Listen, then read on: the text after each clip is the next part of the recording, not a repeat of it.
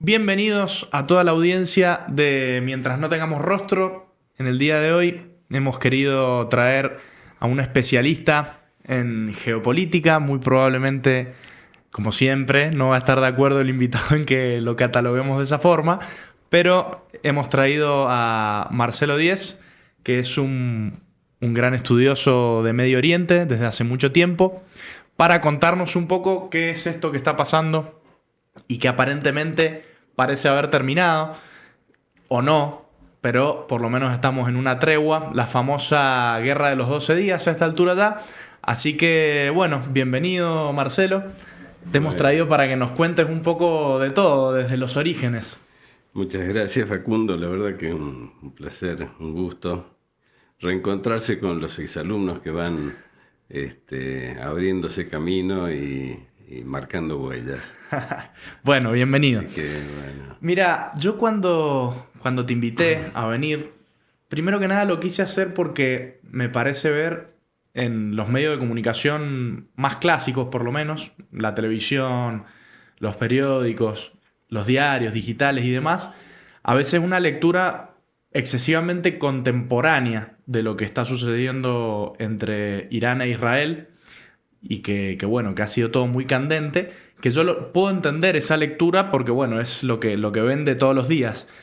Pero me parece, y creo que estás de acuerdo en esto, que nos tendríamos que, para hacer un análisis un poquito más completo y más sensato y que se entienda un poco más, irnos un poco más atrás. Y por eso quería preguntarte sobre dónde pensás vos, para arrancar esta conversación, dónde pensás vos que pueden estar los orígenes lejanos de estos conflictos que se dan entre, concretamente en este caso, entre Irán e Israel. sí, bueno, antes que nada, sí, por supuesto no estoy de acuerdo con lo que dijiste, simple profesor de historia nomás, que me gusta, bueno, tratar de estar informado sobre las cosas que están pasando. Sí, efectivamente, yo creo que hay una, una gran, que uno lo entiende, una gran necesidad, ¿no? De tratar de entender los temas actuales, lo que está pasando, sin complicarse mucho la vida yendo para atrás. Pero claro, si uno piensa en Irán y no va un poco para atrás, nosotros no conocemos nada de Irán. Y el Irán actual tiene una enorme influencia de toda la historia. Entonces, a ver, no vamos a hacer una clase de historia, por Dios, eso seguro, pero al menos algunas nociones básicas tenemos que tener. Es lo mismo que pasa con el Islam. Eh, Probablemente algunos de ustedes, algunos se haya visto sorprendido, a mí me sorprende por lo menos, el, el ver algunas filmaciones, por ejemplo, de Teherán. En Teherán he visto un Teherán moderno, un Teherán que perfectamente podría confundirse esas imágenes con cualquier ciudad occidental, Ujú. los mismos automóviles. Uno, claro, piensa a veces en estos pueblos y se imagina las imágenes que nos pasaba la prensa, por ejemplo, de Afganistán, que parecían que vivían en cuevas, que vivían en desiertos. Y bueno, a veces las cosas no son así. Pero bueno, eso es parte del desconocimiento que tenemos de la historia.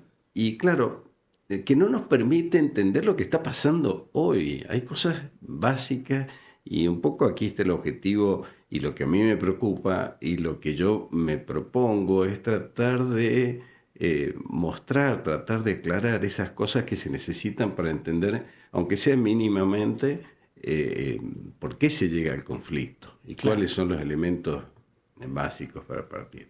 ¿Querés arrimarte un poquitito más Sí, al eso, con la eh, silla, si no? ¿Dónde dirías vos sí, que es el primer hito claro, a ver, importante? yo empezaría planteando que lo que hoy nosotros conocemos como Irán era Persia. eh, y en la antigüedad era la Gran Persia, mucho más importante, mucho más grande que lo que hoy conocemos como Irán. Eh, era un territorio que abarcaba desde el Éufrates, es decir, desde prácticamente lo que hoy es Irak, hasta el Indo, es decir, en los límites con la India, o sea, es un territorio bastante importante. Sin, para tener una idea, el territorio que actualmente abarcan las naciones de Irán, Azerbaiyán, Afganistán, Turkmenistán, Tayikistán, Uzbekistán, el este de Turquía y de Irak. O sea, es un territorio enorme. Ese era el gran Irán, perdón, que en el siglo VI a.C., concretamente en el año 550, Ciro funda el Estado persa, que podemos decir que es la primer superpotencia de la historia, ¿no? Inclusive, bueno, claramente antes que el Imperio Romano, que antes que el Imperio Alejandrino, que justamente fue invadido en el siglo IV a.C. por Alejandro Magno, que llega a estos territorios. Rápidamente avanzando, en el siglo VII, en el año 651 después de Cristo, estos territorios son conquistados por los árabes musulmanes. Y como pasó también, por ejemplo, con los turcos, que eran de esas grandes oleadas que se dan a lo largo de la historia, y sobre todo en la antigüedad, pueblos que se van trasladando por diversas razones, que a veces los historiadores ni siquiera llegan a aclarar por qué esas masas de población que se van arrastrando, y llegan a algunas civilizaciones que inclusive van tomando su religión, y es el caso, por ejemplo, de los persas, ¿no? A ver si me voy guiando. Sí, Estamos sí, hablando del nacimiento del Islam, el siglo VII con Mahoma, sí, sí. que digamos, la religión sería el islamismo, lógicamente, pero hay una agrupación de diferentes pueblos, no sé, los persas pueden ser uno, capaz los bereberes en el norte de África y los árabes en la península arábiga. Es como que hay varias Exactamente. naciones bajo una misma religión. Claro, o va a pasar con los turcos. Los turcos que llegan desde el este y como se encuentran con una cultura superior, que es la de los árabes, toman su lengua, su religión, su escritura. Ujú. Y bueno, los persas también van a tomar la religión del Islam. Asumen la religión del Islam ya a partir del siglo VII, pero eh, con bastante reticencia de lo que era el centro del Islam, el centro musulmán en toda esta región, que era Damasco, la capital de Siria, Damasco, allí donde estuvo San Pablo. Bueno, eh, pasaron los siglos y ya en el siglo XVI, es decir, prácticamente 1000 años después, se va a imponer dentro del Islam una de las ramas, porque al principio no existía esta diferencia, esta división de la cual vamos a hablar enseguida, pero ya a partir del siglo XVI, en toda esta zona de Persia, se va a imponer el chiismo, una de las dos grandes ramas del Islam que vamos a caracterizar pronto. Y se va a imponer como religión oficial. Siguen pasando los siglos y llegamos al siglo XX. En el siglo XX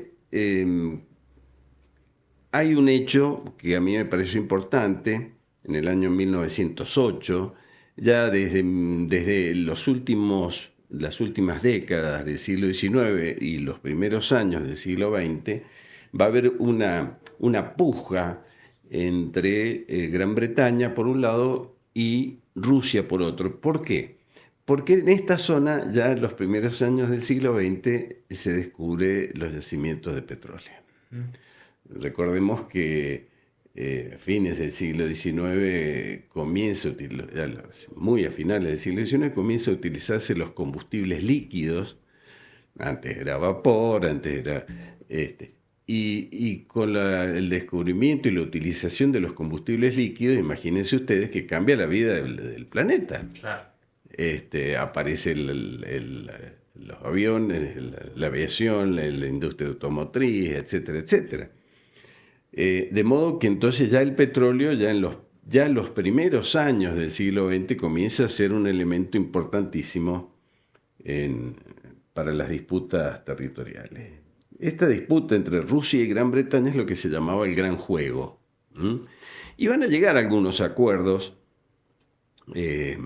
Ahí he traído un mapa importante, porque en esta Persia de la cual estamos hablando va a quedar como dividida en dos zonas, una bajo la influencia rusa, no soviética todavía, y otra bajo la influencia británica. La influencia rusa se va a dar sobre algunos de los pueblos que después que hemos nombrado recién, ¿no es cierto? Todos estos de Afganistán, Turkmenistán, Tayikistán, etcétera, que después van a ser parte de la Unión Soviética. Claro.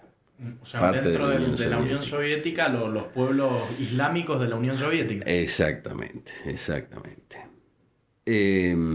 Bueno, pocos años después, recordarán ustedes, comienza la Primera Guerra Mundial de 1914-1918, y Persia va a ser, en este sentido, va a ser neutral durante la guerra. Pero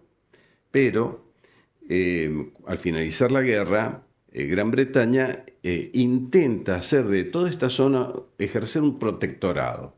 Un protectorado como también lo había hecho en lo que es el Cercano Oriente, es decir, toda la zona de Palestina, de Jordania, de la actual Irak, la influencia sobre Arabia Saudita, Arabia sobre todo, bueno, protectorado, como también fue el protectorado francés en el Líbano y en Siria. Era la época en que se dividían entre las potencias vencedoras, especialmente entre Francia y Gran Bretaña, que ya venían armando sus imperios desde el siglo anterior, pero se van a repartir todos estos despojos de lo que había sido, en el caso del Cercano Oriente, el Imperio Turco, y pretenden hacerlo también con los despojos de Persia. Pero no lo van a lograr con Persia, va a ser un intento fallido. Sin embargo, siguieron influyendo, y acá quiero hacer una pequeña acotación antes de seguir en el análisis cronológico.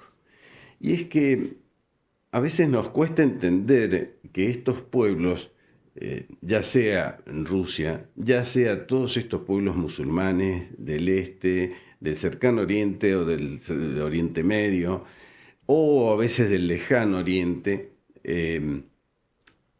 se da una especie de división entre... prácticamente todos estos pueblos han sufrido un proceso de división motivado porque hay una parte de la población que ve a Occidente como modelo a seguir, y la otra que quiere sostener o mantener la propia identidad. Uh-huh. Pasa en general prácticamente en todos los pueblos musulmanes, y aún no solo en uno de los grupos, por ejemplo, de los musulmanes, de los chiitas o de los sunitas, sino grupos dentro del sunismo y dentro del chiismo que miran a Occidente y lo ven como modelo a seguir. Claro. Como modelo a seguir. Pasó también en Rusia, no olvidemos que la primera revolución, la revolución burguesa de febrero del 17, de alguna manera estuvo motivada y reconoce como causa justamente ese intento por seguir e implantar el modelo político que había sido tan exitoso en Occidente y especialmente en Gran Bretaña, es decir, concretamente la democracia y el parlamentarismo. Uh-huh. Y en estos pueblos musulmanes mucho más todavía, porque tiene que ver con la vestimenta, las costumbres, la religión, etcétera, etcétera. Y inclusive recordarán que que muchos de estos pueblos, por ejemplo, abandonan de alguna manera ese islamismo tan ortodoxo, digámoslo así, y se crean muchas monarquías islámicas, pero que en realidad son ateas o son laicistas. Claro, ¿Mm? Pensemos, por ejemplo, en el Irak de Saddam Hussein, claro. antes del enfrentamiento, antes del 2001, porque después se va a hacer muy religioso Ujú. dentro del Islam. Bueno, este es un breve O sea, paréntesis. un pequeño raconto de lo que hasta ahora hemos dicho sería dividir no solo a los pueblos islámicos según su nación, su lengua, como decíamos Persia o el norte de África o los árabes, sino también sunitas y chiitas. Y por último lado también otra división importante, prooccidentales y Y antioccidentales. antioxidante, que se dan en los dos grupos, Ujú. tanto chiitas Está todo cruzado acá. como Hay sunitas. muchas variantes. Conviene tener presente, y lo vamos diciendo ahora, que tanto sunitas como chiitas eh, van a tener una importancia enorme en el desarrollo y enfrentamientos importantes ya a partir de, sobre todo en el siglo XX, ¿no? Eh, que es necesario entenderlos para, a ver, porque uno podría estar tentado en pensar de que el aliado de Irán tienen que ser los otros pueblos islámicos, y no es así. Pero ya vamos a llegar a eso. Decíamos que en el año 1925 hay un golpe de Estado promovido desde Occidente, de Estados Unidos y Gran Bretaña, para un cambio de dinastía. Un cambio de dinastía justamente que sea pro-occidental. Y es allí, en 1925, cuando aparecen los Reza Pahlavi, que es la dinastía de la cual ya vamos a seguir hablando enseguida, ¿no? Los Reza Pahlavi. Reza Pahlavi que van a, el primero de ellos, padre e hijo, son los que nosotros conocemos, y nieto. Vamos a tener que conocer, parece. Reza Pahlavi, el padre, eh, que va a ser todo un proceso de modernización, proponer esa modernización, occidentalización que decíamos, alejándose o separándose o teniendo como principal opositor justamente esos grupos que querían mantener la identidad islámica de Irán y las tradiciones, las costumbres, etcétera, y el chiismo fundamentalmente. Va a haber durante estos años, desde 1925 hasta 1941, va a reinar Reza Pahlavi, pero en el año 1941 estamos en plena Segunda Guerra Mundial, y como Reza Pahlavi va a tener ciertas simpatías con el nazismo, va a ser obligado a abdicar por parte de las potencias occidentales, a abdicar en su hijo, que era más pro-occidental, o pro-aliado, digámoslo así. La política va a seguir más o menos igual, bueno, no va a ser un cambio demasiado significativo para el hombre común, el hombre de la calle.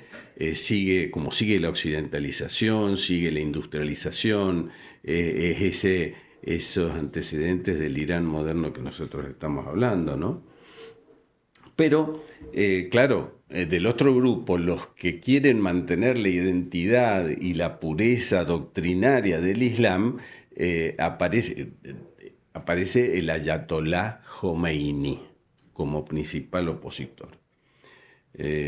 Jomeini. Este Ayatolá Jomeini es el que, pasados los años y después de varias cosas que no podemos detenernos en la historia, pero sí me importa muchísimo esto, y es que el 1 de abril de 1979, va a liderar la revolución islámica. La revolución islámica, que los que tengan algunos años más, yo recuerdo haber visto por televisión todo lo que fue la Revolución Islámica, porque muchos jóvenes que participaban de esta revolución van a tomar la embajada de los Estados Unidos en Teherán, la capital de Irán, y van a tener ahí secuestrados a varios de los diplomáticos y representantes norteamericanos. Creo que hay una película que habla del rescate Fargo, ¿puede que se llama? O Argo o Fargo, no me acuerdo, pero me acuerdo que se trata del rescate, que se tuvieron que hacer pasar por actores que hacían una película justamente y los terminaron rescatando de la embajada. Claro, y fue un suceso gravísimo porque los Estados Unidos hace un intento con grupos comandos para rescatar a los que están secuestrados allí en la embajada y fallan. Entonces esto tensó mucho más la relación entre Irán y los Estados Unidos, que ya venía prefigurándose de antes, pero que va a ser el momento clave, ¿no es cierto?, de que comience un enfrentamiento, un odio de Irán a los Estados Unidos. ¿Por qué? Porque, bueno, después va a venir el presidente Reagan y finalmente va a liberar a los rehenes. Pero la excusa de Teherán, la razón que da Teherán para tomar a la embajada de los Estados Unidos, es justamente que los Estados Unidos han dado asilo al Shah Reza Pahlavi. Que el Shah, digamos, de esta familia que nos contabas de los Reza Pahlavi fue el último. Claro. El último en estar en el poder. Exacto. En Irán, previo a los ayatolás. Exacto. Los Reza Pahlavi entonces están hasta 1979 y Irán, insisto, va a tomar un odio a los Estados Unidos enorme por la injerencia que tiene en la política interna. Y yendo un poquito quizás un poco antes de esta fecha, que es al terminar la Segunda Guerra Mundial, y creo que es por ahí el primer evento fuerte que involucra a Israel con los pueblos arábigos en la historia reciente. ¿Qué pasa ahí cuando Israel, luego de la Segunda Guerra Mundial, pasa a tener un estado en la medialuna fértil, digamos, en el cercano Oriente? Si me permitís, termino muy brevemente con el desarrollo de Irán y después vamos al tema de Israel. Cuando se da esta situación de la Revolución Islámica, hasta este momento con los Reza Pahlavi, era la base norteamericana en el Medio Oriente. Los Estados Unidos tenían este estado amigo, el estado gendarme. Allí era la nación amiga que había para el control de toda la zona, era Persia, lo que después va a ser Irán. Conviene aclarar que la política de los Estados Unidos después de la Segunda Guerra Mundial va a ser esta: colocar en los distintos países de Oriente, en la medida de lo posible, gobiernos que cumplan con dos funciones. Por un lado, que sean anticomunistas, es decir, que no permitan el avance sobre estos territorios de la Unión Soviética. Por un lado. Y por otro lado, que frenen a los grupos más radicalizados, islámicos más radicalizados. Esto va a ser muy importante para lo que después va a venir con Obama y la primavera árabe. Porque así, por ejemplo, se va a colocar a lo largo del tiempo una serie de algunos casos presidentes, en otros casos monarcas, caso, por ejemplo, de Mubarak en Egipto, de Gaddafi en Libia, o por ejemplo Saddam Hussein en Irak, o por ejemplo los Al-Assad, que nosotros conocemos hoy al hijo del que fue el Bashar al-Assad, digamos, el último. Claro, Bashar al-Assad. todos entonces monarcas o gobernantes que cumplían esa doble función. Y esta doble función también la cumplían los Reza Pahlavi. Pero ¿qué sucede? Y era el Estado más amigo de los Estados Unidos, más confiable de los Estados Unidos. Aparte, en esa época, al final, estamos cerca de la guerra de Afganistán ya. Claro. Entonces era Sí, probablemente el primer bastión. Muy cercano, muy cercano. Cuando se produce la Revolución Islámica y se rompen relaciones con los Estados Unidos, por lo que acabamos de contar, y la toma de la embajada, etcétera, etcétera, y la asunción de Khomeini, que tiene una clara política anti-norteamericana, los Estados Unidos van a trasladar su sede en el cercano Oriente a Irak. Y entonces ahí comienzan a darle apoyo a Saddam Hussein, que ya estaba en el poder. Y Saddam Hussein, le van a dar armas, le van a la economía, etcétera, etcétera, la van a promover, de modo tal de que comienza una guerra que va a durar 8 años entre Irán e Irak, en la cual, por supuesto, los Estados Unidos apoyaban a Irak. Es decir, otro motivo de odio visceral hacia los yanquis. Claro, Sí, claro. Sí. Una guerra que duró 8 años y que finalmente terminó en un empate. En un empate. En un empate. Que es muy loco eso, porque entiendo que era por un pedazo de territorio que finalmente no se movió ni un ápice. No, claro. Es que la verdadera causa no estaba ahí. Claro, no estaba ahí. No estaba ahí. Motivo por el cual después Saddam Hussein, cuando se finaliza la guerra en el año 88, y Saddam Hussein se encuentra con que ya no tiene el apoyo de los Estados Unidos ni la fuerza militar, y tiene los soldados, y tiene desocupación, y tiene inflación, es cuando decide atacar Kuwait en 1990. La guerra del Golfo. La segunda guerra del Golfo, claro. Que allí es cuando se decide, una coalición de la ONU, un ejército de la ONU, finalmente, rápidamente se recupera. Pero ¿cuál había sido la excusa de que Kuwait había apoyado a Irán en la guerra del 80 al 88? Y ahí tenemos el mapita que nos ayuda. Ajá, claro. Bien, está. O sea que de los Estados Unidos, de pasar a ser un apoyo para Saddam Hussein en la guerra del Golfo, esa gran coalición liderada por Estados Unidos directamente es una guerra frontal contra Saddam Hussein. No es una guerra frontal contra Saddam Hussein en el sentido de que Saddam Hussein lo dejan que siga gobernando. Y va a seguir gobernando, claro, acordate, hasta el 2003. Claro. O sea, es una guerra que ganan los Estados Unidos y la alianza de la ONU, pero... bien, volvamos a Irán. A Irán, porque en el año 1989, es decir, un año después de haber terminado la guerra con Irak, muere Khomeini y le va a suceder como Ayatollah. Ayatollah es el intérprete principal del Islam para los chiitas. Claro, que aclaremos que es una teocracia, es decir, funda en una sola persona el poder político y religioso. El poder religioso. Y entonces asume, a la muerte de Khomeini, asume Ali Khamenei, que es el que está hasta hoy como Ayatollah.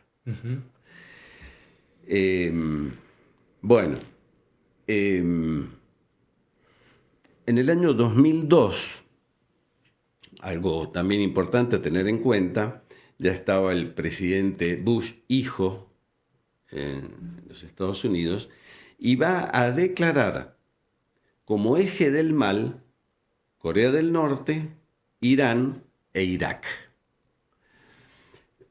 Porque claro, al haber perdido también la confianza en Irak, porque Irak termina invadiendo Kuwait, el punto de apoyo en Oriente Medio lo trasladan a los Estados Unidos. Primero estaba en Irán, lo hemos visto en Persia o Irán, después pasa a Irak y después va a pasar a Arabia Saudita.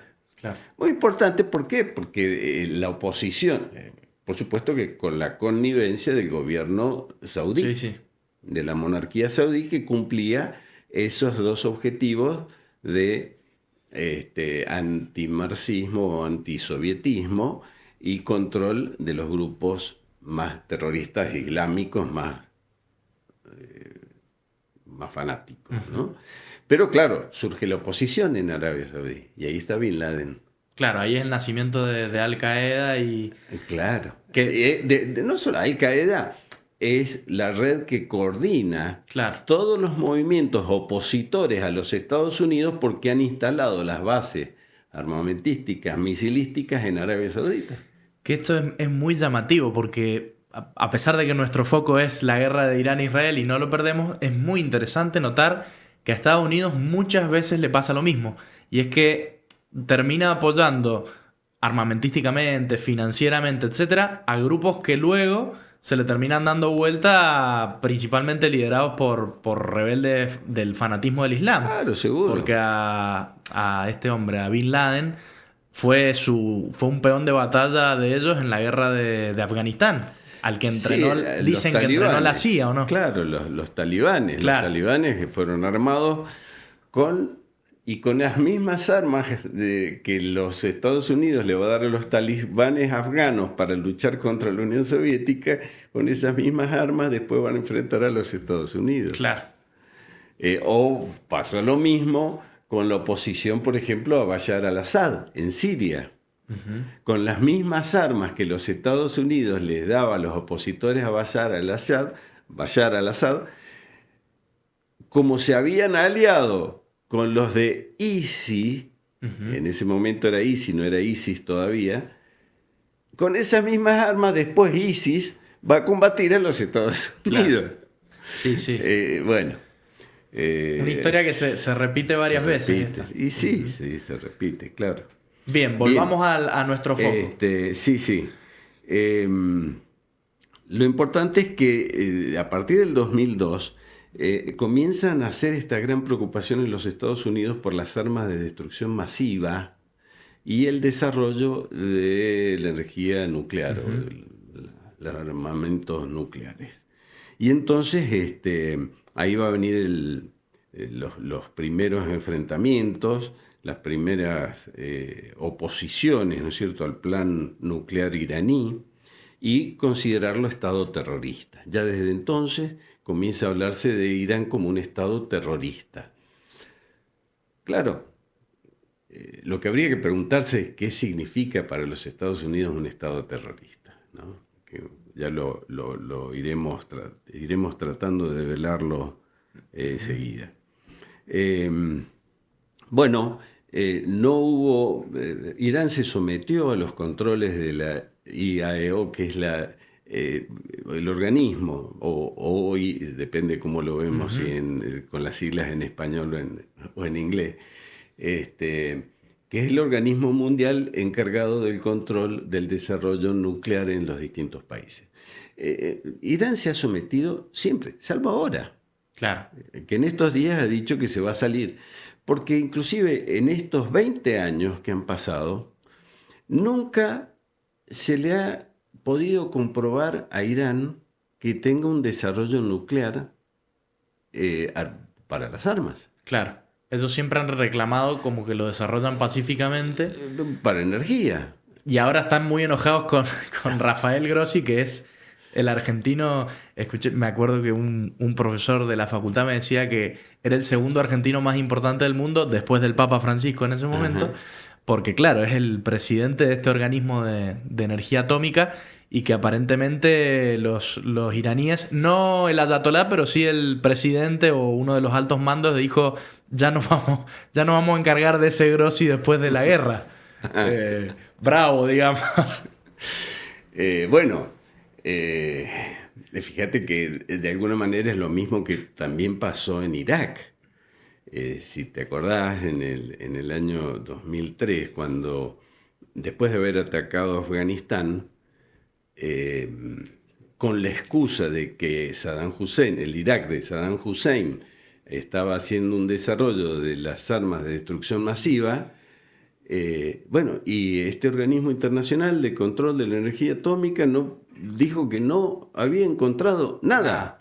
Yo recuerdo el llanto del Papa Juan Pablo II pidiendo, rogando que no fuera atacado Irak. Tanto es así que la ONU le negó a los Estados Unidos el invadir Irak con los ejércitos, con los cascos azules. Y entonces, ¿qué hicieron los Estados Unidos? Acudieron a la OTAN. Y entonces el ataque a Afganistán lo habían hecho con la ONU, pero a Irak lo tuvieron que hacer con la OTAN. Claro. ¿Por qué? Porque no se había demostrado, como no se ha demostrado ahora, hasta por lo menos hace pocos días, que Irán haya... Y esta es la excusa que ha tomado Israel y los Estados Unidos para invadir Irán. Claro. El desarrollo de las armas nucleares.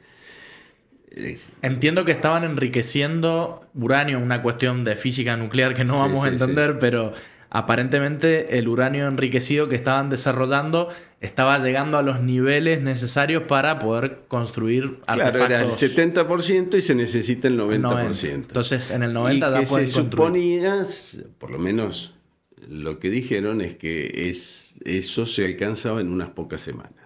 Claro, y hay un factor importante, me parece, a tener en cuenta, y es que, palabrería o no, el régimen de los ayatolá había jurado, no sé si jurado, pero era una promesa, por así decirlo, exterminar al Estado de Israel, erradicarlo del mapa, por lo menos en las palabras.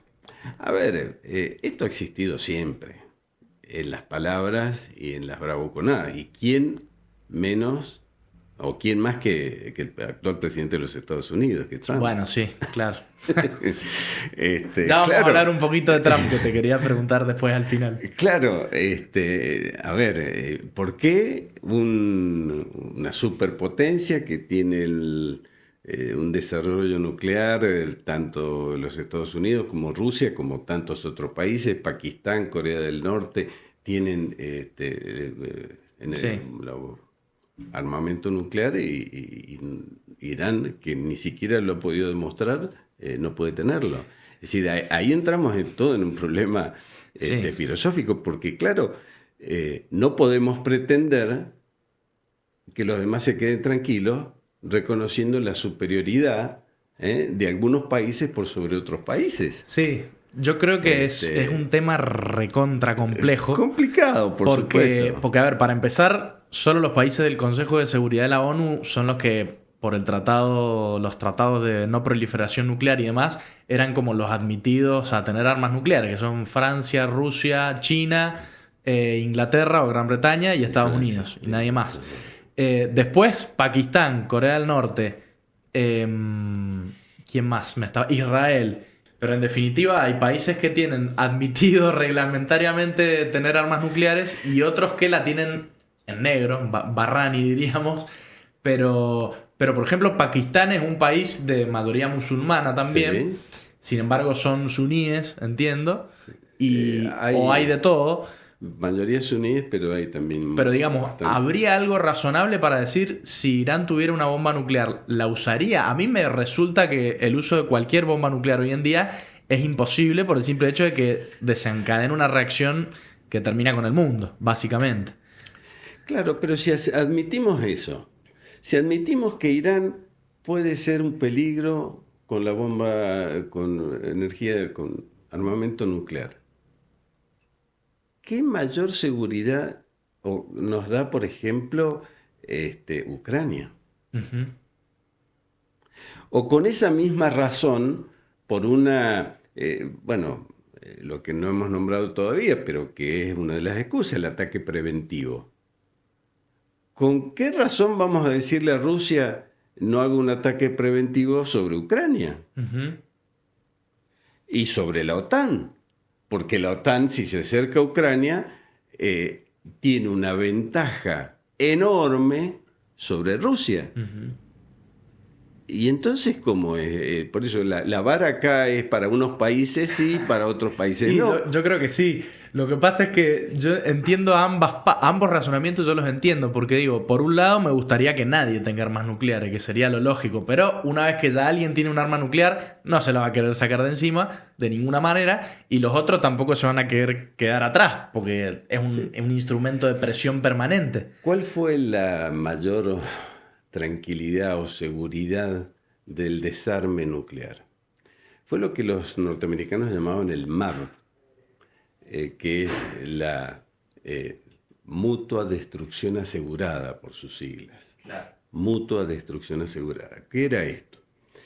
Que en las dos superpotencias que tienen un gran armamento nuclear, suponiendo que alguno de estos dos países de los Estados Unidos o la Unión Soviética o Rusia después lanzara misiles nucleares al otro, la distancia le permite al otro interceptarlos y neutralizarlos. El problema es que cuando la OTAN, los Estados Unidos obviamente, que maneja el 90%, está a 5 minutos de las principales capitales de Rusia, se rompe el MAD. Que era lo que iba a pasar. Que era lo que permitía que durante tantos años, 40, 50, 60 años, no hubiera ninguno de los dos, porque una de las dos, o se neutralizaba el ataque o se destruían los dos mutuamente. Claro. Sí. Ese MAD desaparece con la expansión de la OTAN hacia la frontera con Rusia. Uh-huh. Y esto es lo que, claro, es lo que dice Putin. Uh-huh. Esto es lo que dice Putin. Por eso, a ver, nosotros tenemos una información, vos sabés que hay dos grandes cadenas noticiosas, sobre todo en Occidente, uh-huh. Y esos son manejados por los Estados Unidos. De modo que toda la información que nosotros tenemos es de allá. Pero si nos atenemos a los hechos concretos, en el caso, por ejemplo, de Irán, que para Irán vale un ataque preventivo y para Ucrania no. Uh-huh. Porque entonces cualquier país que sienta o que diga tener razones o supuestos o intuición de que va a ser atacado por otro, puede ser un ataque preventivo. Uh-huh. ¿Qué es lo que ha hecho Israel? Claro. Bueno, y ahí nos metemos con Israel. Y ahí nos metemos con Israel, si querés. Claro. Claro, a ver, porque el problema de Irán también tiene obviamente mucho con Israel. Es decir, hablamos de la guerra ahora de los 12 días, pero cuando empezó la guerra, era la guerra entre Irán e Israel, que obviamente tiene muchísimo que ver con todo este enfrentamiento con los Estados Unidos, porque no olvidemos que Israel es un enclave norteamericano o occidental, si querés, allí en el Cercano Oriente, esto sin duda. El problema con Israel, sabés que se remonta, para no irnos muy lejos en la historia, a fines del siglo XIX, concretamente al sionismo, al surgimiento del sionismo, con Teodoro Herz. Uh-huh. Ese sionismo pretendía formar un estado para el pueblo de Israel. Claro, que el pueblo de Israel disperso después de la diáspora, ¿no es cierto?, de prácticamente 19, 20 siglos, o 19 en aquel entonces, pudiera tener un asentamiento porque era la única nación, junto con los... prácticamente la única nación que... con los gitanos. Los gitanos, claro. Los gitanos, que no tenía un Estado, que no podía formar un Estado. Y si uno va a los escritos de Teodoro Herz, bueno, y del sionismo, claramente había distintas propuestas, como era, por ejemplo, una era en Madagascar, otra en Canadá, e inclusive en la Patagonia Argentina, de otorgarle a Israel un Estado. Por supuesto que ellos prefirieron volver a la tierra prometida, claro. Que era la tierra prometida. Sí. Porque este es uno de los argumentos principales de Israel para tener un Estado, que es esos territorios que fueron concedidos, prometidos por Dios. Que por supuesto los otros no lo van a aceptar. No solo eso, ya vamos a hablar de otras cosas más. Pero bueno, lo cierto es que estos territorios de Palestina, que estaban bajo el poder bajo el dominio de los turcos, del imperio turco, este imperio formado hacia fines de la Edad Media, y que había ido avanzando por oleadas los turcos. Ojo que los turcos no son árabes. Claro, nada que ver con y los no árabes. son persas. Los persas y los iraníes son persas, los turcos están en Turquía, y los otros pueblos como el Líbano, Siria, los jordanos, los palestinos, los egipcios, los iraquíes, esos sí son árabes, claro. Esos sí son árabes. Pero bueno, lo concreto es que después de, sobre todo en la época en que viene el nazismo, hay una gran migración por la persecución a los judíos en Alemania hacia Palestina. Una gran migración que no solo fue a Palestina, sino que también fue a los Estados Unidos y a Gran Bretaña. Mucho también. Claro. Y a tal punto que los norteamericanos y los británicos se vieron obligados a hacer algún tipo de restricción a la migración masiva de judíos hacia estos territorios. Pero muchísimos fueron a esta zona. Porque el plan del sionismo, ¿cuál era? Para poder formar un Estado tenía que tener mayoría de población en un territorio. Entonces, favorecer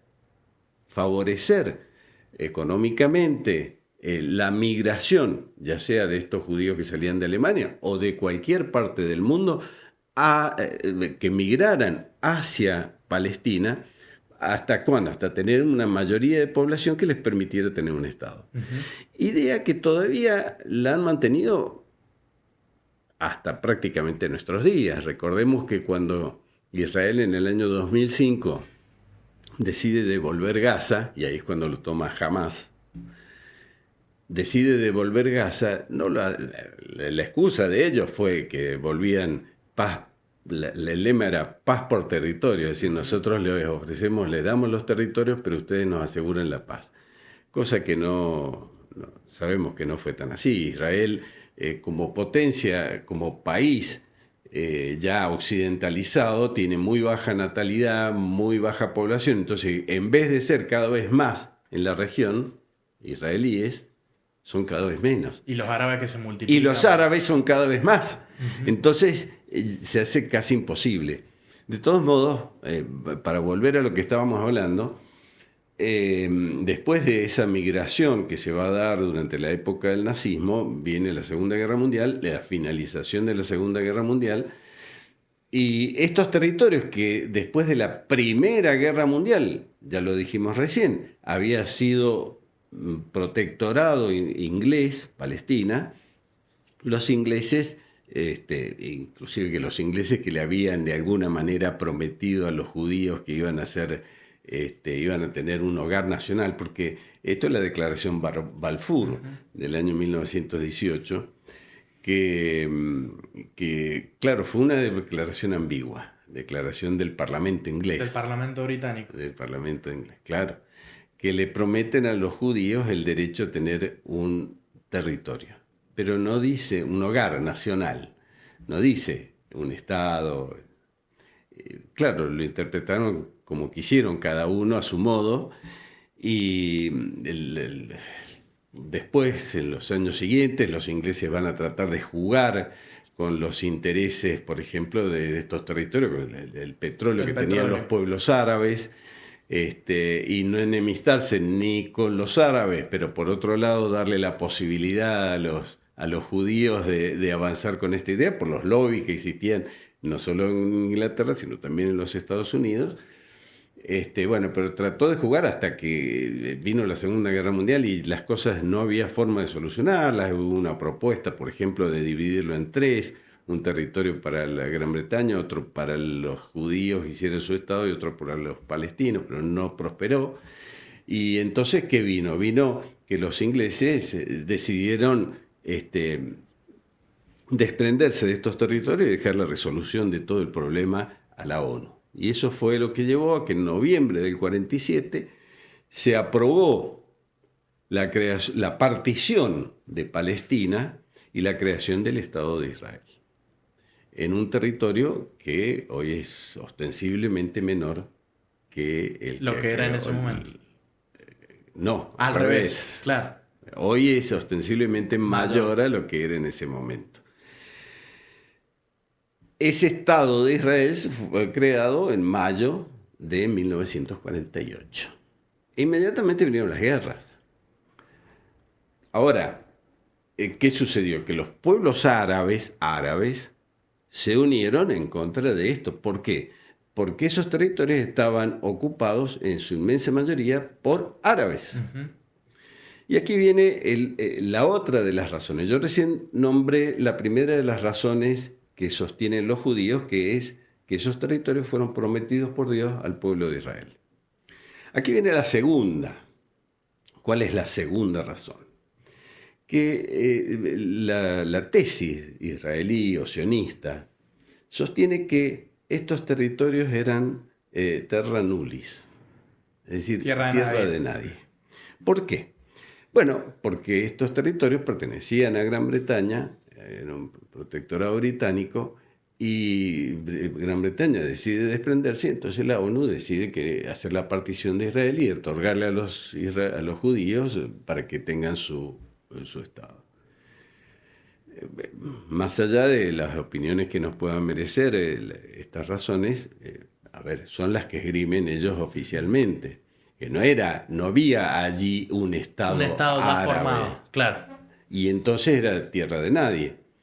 Claro, en esto, ¿qué es lo que responden en general los árabes? Sí, claro, pero estaba ocupado en su inmensa mayoría por árabes. Uh-huh. En todo caso, las tierras, de acuerdo con el derecho internacional y fundamentalmente el derecho de las nacionalidades, que fue el que estaba vigente en ese momento, sobre todo después de la Primera Guerra Mundial. Recordemos que el principio de las nacionalidades fue el que estuvo vigente, por ejemplo, para el desmembramiento del Imperio Austrohúngaro. Y por eso se formó la República Checoslovaquia, Yugoslavia, que eran todas partes del Imperio Austrohúngaro.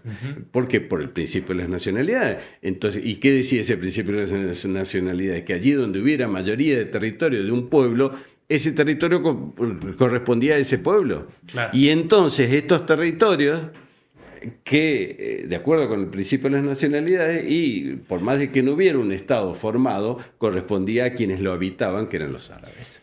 Entonces, digamos, son las dos razones que exponen unos y otros. Las principales, por supuesto que hay otras. ¿Y las guerras árabe-israelíes que vinieron en las sucesivas décadas después de estos eventos, siempre eran todos los pueblos arábigos contra Israel o tenía sus aliados, como por ejemplo, bueno, Arabia Saudita no es un aliado formal de Israel, pero no está en relaciones hostiles tampoco? O por ejemplo el Líbano, entiendo que hay una parte del Líbano que es el sur, claro, que está más en manos de Hezbollah, y el norte que está más en manos probablemente de los cristianos maronitas o de otros grupos más que no lo ven como un enemigo necesariamente a Israel, sino que, no sé si tampoco como un aliado, sino como neutro. Sí, los apoyos o no apoyos a Irán tienen que ver en parte,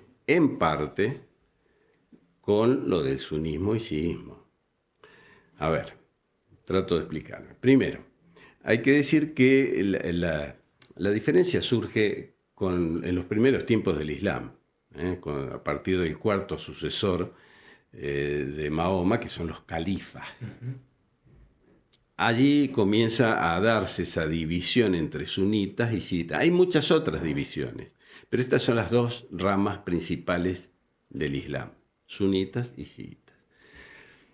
¿Cuáles son las diferencias las más importantes? Hay muchas diferencias, pero las más importantes tienen que ver con el reconocimiento de cómo viene la línea sucesoria de Mahoma.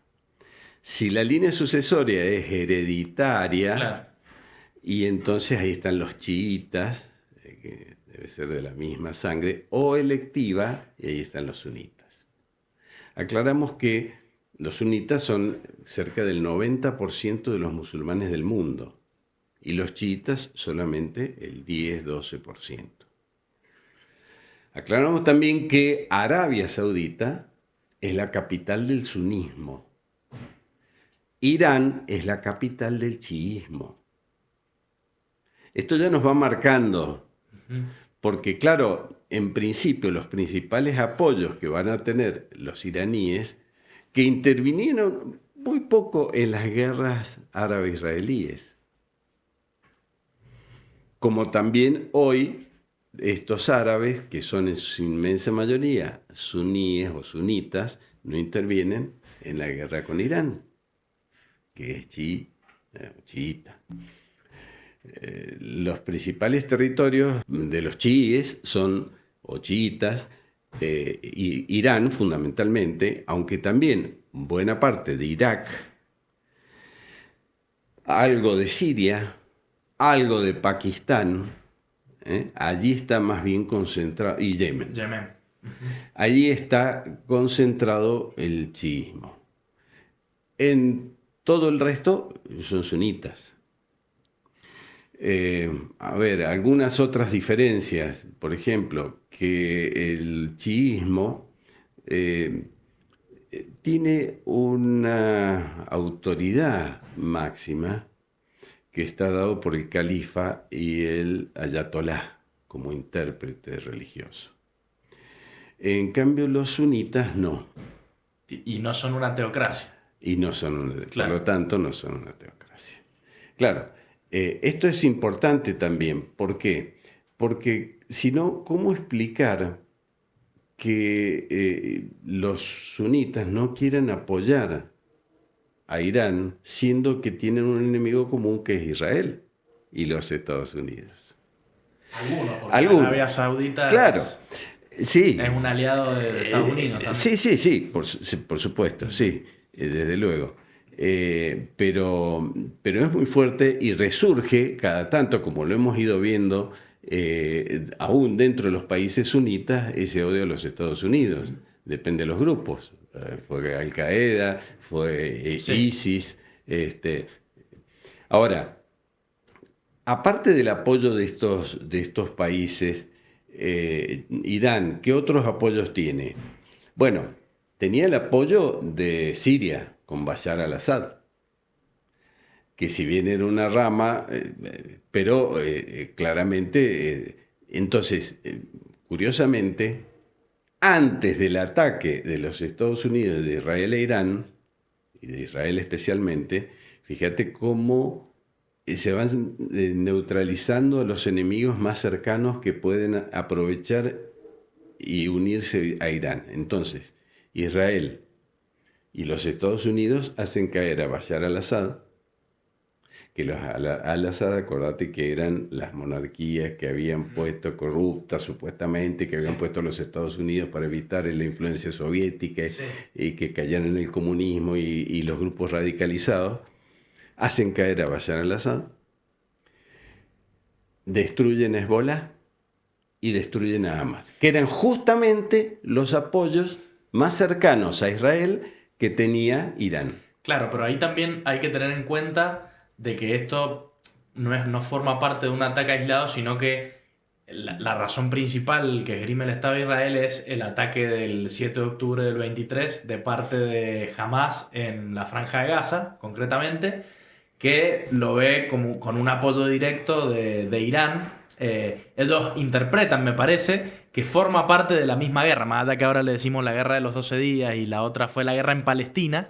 Entiendo que era como una guerra regional donde arrancó en el 7 de octubre del 23. Si nosotros sostenemos, como sostiene Israel, la idea del ataque preventivo es por las armas nucleares, no por el conflicto, porque claramente ni Hezbollah, ni el gobierno de la Franja de Gaza, ni Siria tenían armamento nuclear. Claro, es como que habría que ver cuál es el casus belli que ellos proponen. Claro, puede ser lo de las armas nucleares. Inclusive, a ver, nosotros tenemos una desinformación total y absoluta, no sabemos verdaderamente lo que pasa.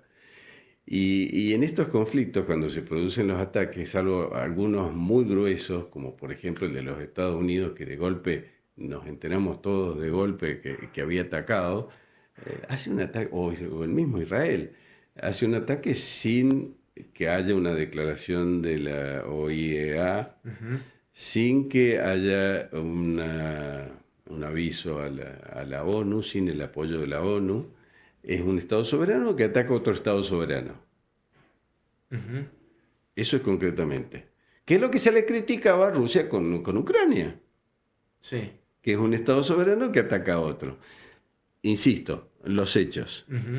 Porque las interpretaciones y el corazoncito que podemos tener en Occidente, sobre todo por la información o la desinformación, nos puede llevar a juicios que no están basados en los hechos.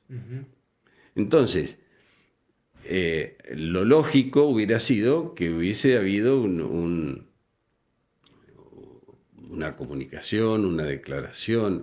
No, ya no existe la declaración de guerra prácticamente, eso ya ha desaparecido, pero algún tipo de apoyo, de advertencia, que por lo que sabemos hubo algún comentario. Por ejemplo, en la OIEA le va a advertir a Siria porque había encontrado, a ver si lo tengo por ahí, acusa de no cumplir con sus obligaciones nucleares, en concreto de no haber aclarado el origen de unos restos antiguos de material atómico hallados por los inspectores en lugares no declarados por el país. Es la única acusación de la OIEA en 20 años a Irán. ¿No hay nada del uranio enriquecido a niveles cercanos al 90% y esto? No. Dicen que esas fuentes, si existieran, serían de los espionaje de los Estados Unidos y o de Israel. Exacto, claro. Exacto. Que probablemente, y muy, muy probablemente lo haya habido. Seguro. Pero, qué sé yo, a uno le queda esa sensación. A ver, hoy sabemos, lo han declarado los mismos actores de la guerra, que el ataque de Irán a Qatar ya estaba, se lo advirtieron con un plazo anterior. Sí.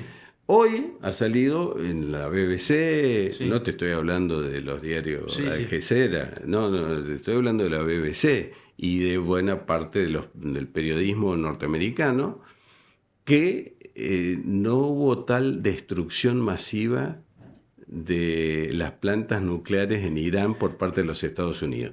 Por supuesto que lo ha desmentido el gobierno de los Estados Unidos, lo ha desmentido Trump, y no lo sé, probablemente lo haya destruido. Es muy raro porque Pero ¿a qué voy? Sí. Que la desinformación que tenemos es total. Sí, porque de hecho el presidente mismo de Irán salió a decir de que estaban gravemente dañadas las instalaciones nucleares. Nunca vas a saber si es una jugada para ocultar el verdadero daño, por supuesto. Claro, porque si ellos reconocen o dicen que han tenido daño, entonces la gente dice, bueno, nos quedamos tranquilos, no volvemos Claro, andás a ver en realidad.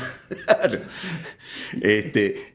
Concretamente, lo que sí ha dicho, a ver, por un lado, Irán ha dicho que se va a salir, no va a colaborar más con la OIEA.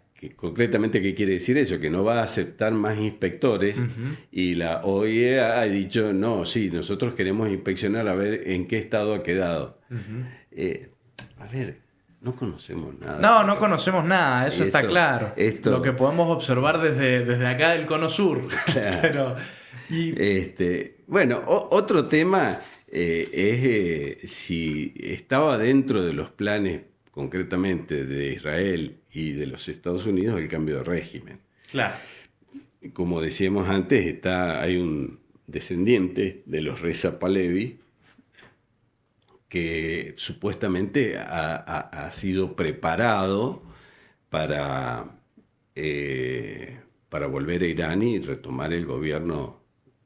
Ese gobierno que era prooccidental, que por otro lado estamos de acuerdo en que el régimen ayatolá posiblemente esté en su momento de mayor debilidad política en décadas, porque se quedó sin sus principales aliados, Hezbollah, Hamas, que está débil en la Franja de Gaza.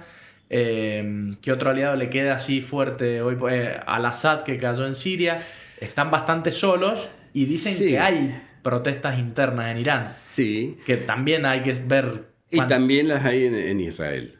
En Israel se calcula que tiene el apoyo Netanyahu del 7-8% de la población. Y esto, a ver, concretamente, la impopularidad. Mirá, en el 2024, según el Times, el 72% de los israelíes cree que debería dimitir.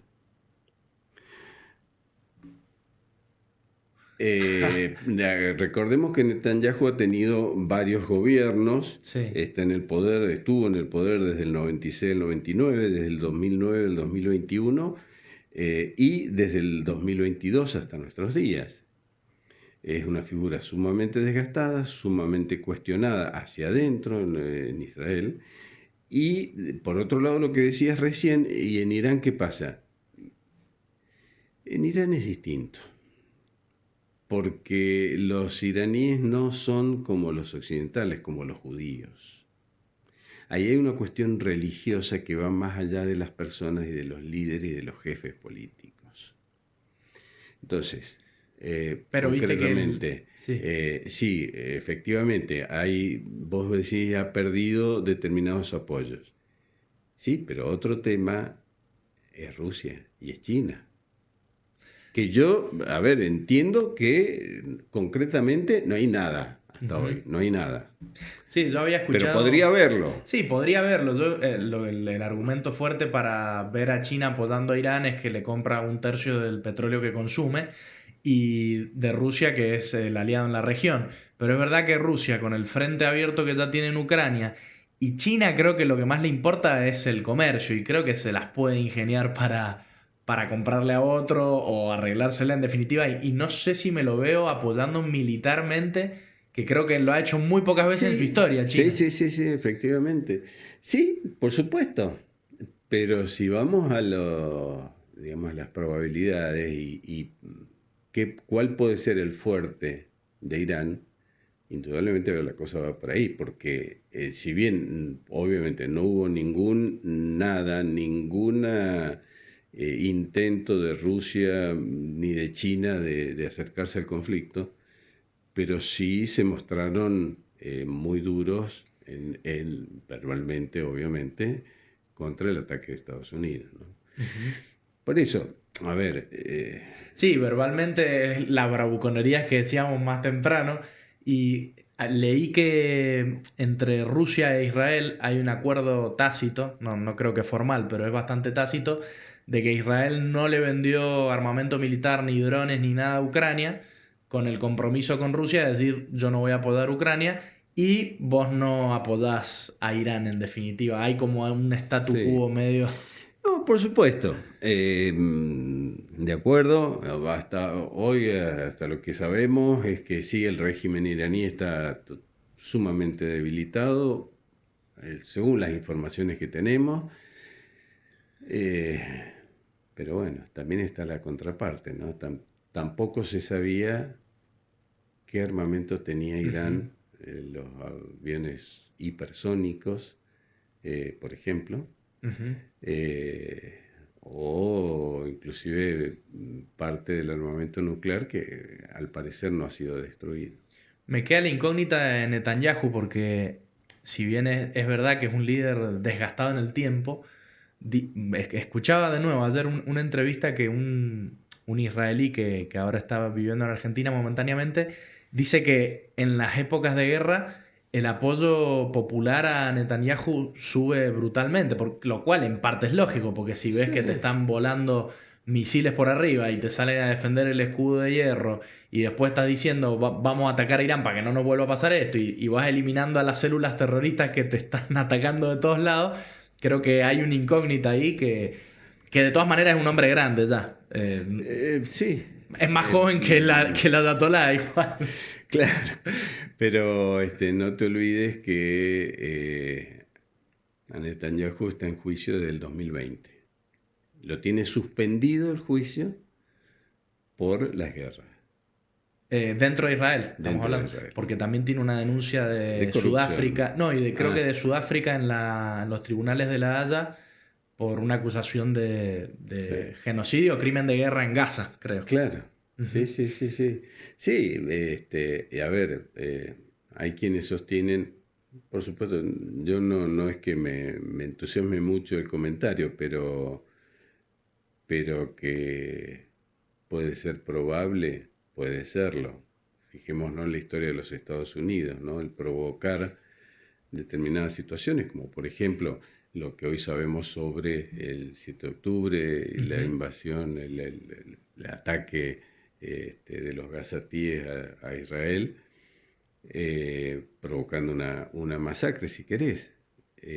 Pero lo que hoy nos planteamos y todavía no nos podemos responder es cómo el Mossad no pudo preverlo. El mejor servicio de El mejor inteligencia de la Tierra. servicio de inteligencia de la Tierra. Entonces uno dice, bueno, claro, no habrá sido de alguna manera, no creado, Permitido. pero aprovechado Aprovechado. por Netanyahu para Ujú. provocar una situación de no caída de su régimen. Ujú. Bueno, son todas preguntas. Todas Insisto, preguntas. yo no me embandero con ninguna de ellas, pero lo peor es no plantearlo, si es un tema que está planteado en los analistas que más conocen Ujú. sobre el tema, ¿no? Porque recordemos que los Estados Unidos utilizó esta arma con México en 1948, la utilizó con en la Primera Guerra Mundial, la utilizó en la Segunda Guerra Mundial, es que el que aprovecharon una situación dada, ¿no? Es decir, hoy claramente el ataque a Pearl Harbor, ¿fue un cebo o no fue un cebo? Y no hay un juicio común entre los historiadores, y si uno toma los historiadores más divulgados en general, vuelven a la teoría del cebo, o el hundimiento del Lusitania, o el hundimiento...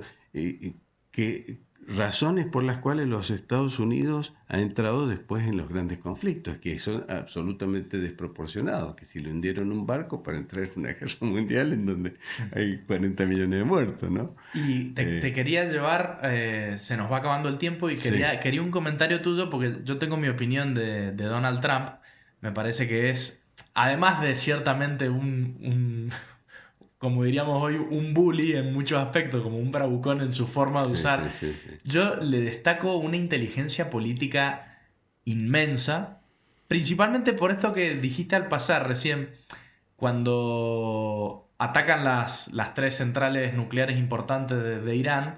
Bueno, se da aviso, él sale a decir que Estados Unidos intervino, que era algo que poca gente se esperaba, y el régimen iraní avisa, que yo ahí ya empiezo a detectar, por eso pienso que puede llegar a haber una tregua medianamente larga, porque Irán inmediatamente ya les avisa que va a atacar la base aérea en Qatar, Sí. como de alguna forma para que saquen a la gente, un gesto de buena voluntad. De hecho, Trump salió a decir gracias por el aviso, pero en serio, o sea, lo decía sin una sonrisa en los labios de ironía, y lo decía aparentemente de corazón, diciendo gracias por avisarnos, entendemos que es un gesto de buena voluntad. Lo cual es a todas luces, me parece un gesto muy inteligente, porque por otro lado desde afuera se ve que te están atacando una base aérea en Qatar. O sea que si Estados Unidos quisiera, bajo ese pretexto de me atacaste una base aérea en Qatar, te hago pelota. Y sin embargo, me cabe a mí leer este gesto de Trump como decir, atacame la base aérea en Qatar, tirame un par de misiles chiquititos, yo saco a la gente y generamos la paz. Y aparte todo lo maneja desde un celular, eso me parece cómo han cambiado los tiempos, ¿no? Porque el tipo con una red social que él inventó, que es suya, de su familia, Truth Social, va relatando minuto a minuto la guerra, ¿viste? Y después cuando violaron la tregua, el alto al fuego en las primeras horas, saca un comunicado y dice, Israel, deja de hacer lo que estás haciendo, como si fuera el papá que controla a los dos hermanitos que se pelean, literal. Israel, deja de hacer lo que estás haciendo. Vos, Irán, comportate, no le vayas a tirar otro misil a Israel. Por favor, mantengan la paz, muchachos. No sé, hay algo que me produce admiración ahí. Es muy inteligente, muy hábil. A ver, yo reconozco, es un modo nuevo Es un de modo hacer nuevo. política, ciertamente. Ahora, nunca, por muchos modos nuevos, tiene que desaparecer la prudencia, que es la verdadera virtud y la principal virtud del político. Ujú. Eh, es un bravucón, como también los hemos tenido nosotros, y a mí me dan mucho miedo esos bravucones, porque son en general hombres que se dejan guiar por sus propios impulsos y sus pasiones, este, y para el político no puede ser así, y menos el político el presidente de la principal potencia mundial. Me da mucho miedo, como me da mucho miedo el Khamenei en Irán, Netanyahu en Israel, y me da mucho miedo Trump porque el daño que puede hacer por esa bravuconada es demasiado grande. Yo creo que él es más recatado de lo que aparenta, me parece, pero es algo que, de nuevo, nunca nos vamos a enterar bien. Y el último comentario que me parecía interesante escucharte era del posicionamiento de Argentina, porque Milei, como sabemos, está aliado, por supuesto, a Donald Trump y a Netanyahu. Y escuchaba a este mismo analista israelí ayer que decía: yo le agradezco a Milei que nos apoye y que nos abrace, pero que no nos abrace tan fuerte, por favor. Como diciendo, las declaraciones a salir a decir Irán es nuestro enemigo cuando no estás en una guerra abierta, no hay una declaración de nada, y con los antecedentes de los atentados a la Embajada de Israel y a la AMIA, pareciera ser que Irán en Argentina puede disponer de ocasiones de generar estragos. Entonces me da risa que este israelí decía: está bien que Milei nos apoye, pero como diciendo, hay que ser muy cuidadoso y muy precavido con las palabras, porque no sabes que se te puede venir encima. Sí, a ver, yo creo que los atentados a la embajada y a la AMIA debe reaccionarse contra eso, pero eso no puede ser causa de un posicionamiento internacional.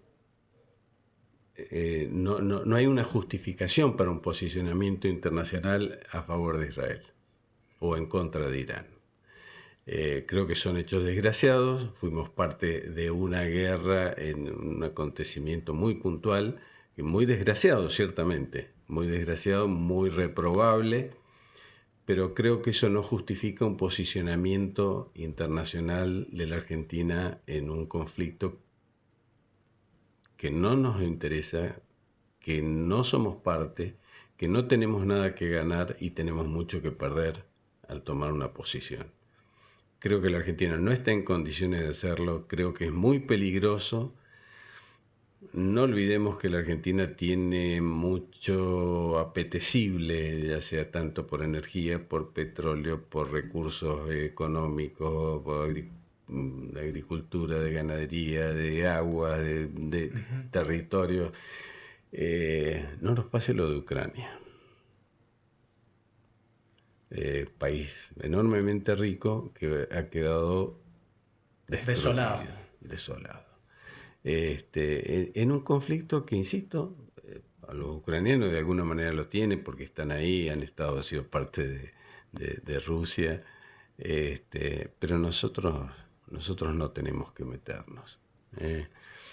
Y menos, vos viste lo que está pasando hoy en Europa, la OTAN, ¿viste? En los países de la OTAN, les ha exigido Trump, porque él lo considera oportuno, que el 5% del presupuesto de los países miembros tiene que ir a defensa.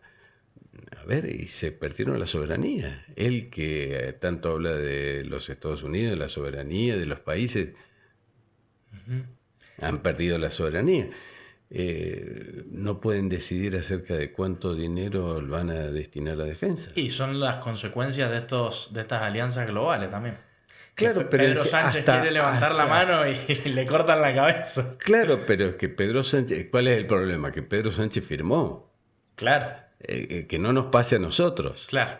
Que no sea que por nosotros comprometernos con un lado, tengamos, con una alianza o lo que fuere, tengamos que abandonar, porque hasta ahora no ha existido eso. Digamos, puede haber acuerdos, pero no imposición. Acá fue una imposición del presidente Trump, el 5%, y punto. Yo considero, y los demás que no están de acuerdo, me parece que es una falta de solidaridad y de compromiso. Bueno, es que cada país tiene que ser soberano y destinar lo que considere oportuno. A veces los problemas o los riesgos que vos corres como país pueden justificarlo o pueden no justificarlo, y vos estás empobreciendo, le estás quitando recursos a la educación, a la salud, etcétera, para algo que quizás Sí. no lo necesitas. Sí, es. Por otro lado, yo entiendo por qué Estados Unidos tiene ese poder. O sea, dentro de la OTAN, dentro de todas estas organizaciones, dentro de la ONU, dentro del FMI, son el dueño de esa organización. Y yo creo que a cambio la Unión Europea, en este caso, a lo que ha accedido es a decir, bueno, nos metemos en la OTAN, sabemos que el que nos va a defender en caso de algún problema es Estados Unidos, y como contraparte le damos este poder a Estados Unidos de que si quiere venir un día y nos tiene que imponer levantar el presupuesto de defensa, ahí nos las tendremos que comer, Pero muchachos. no solo el presupuesto de defensa.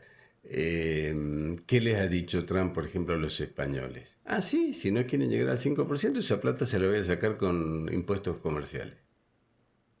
Sí, sí, bueno, es que es el dueño del mundo. No, está bien, pero que no lo sea Claro. con mi firma. Claro, sí, entiendo. Yo trataré de esquivar, de obviar, y ahí creo que tenemos que estar nosotros, de eludir esos compromisos que nos pueden llevar a una situación como esa. Tratar de mantener y sostener nuestra soberanía todo lo que podamos, por supuesto. Si uno ve a lo largo de la historia, muchos países han perdido la soberanía o han tenido que resignar a la soberanía. Eso de acuerdo, pero que no sea con mi firma, que no sea con...